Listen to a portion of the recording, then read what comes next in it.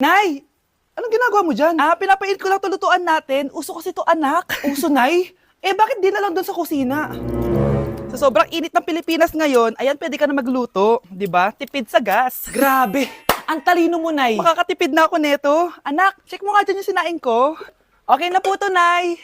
Ano ba naman tong batang to? Tanghali na nakahilata pa din.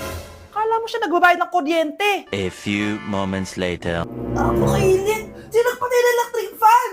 Ang init na nga sa Pilipinas, tapos papatay pa electric fan eh. Tay, ano yan? Ice coffee? Mainit na kape to, anak. Mainit na kape? Ang init na nga sa Pilipinas eh. Ang perfect nga nito, anak kasi mainit tapos mainit, di ba? Negative times negative equals positive. Perfect nga, Tay. Enjoy. Hala, late na ako. Ano to? Sinuspindi na ang face-to-face classes sa ilang paaralan sa bansa dahil sa sobrang init.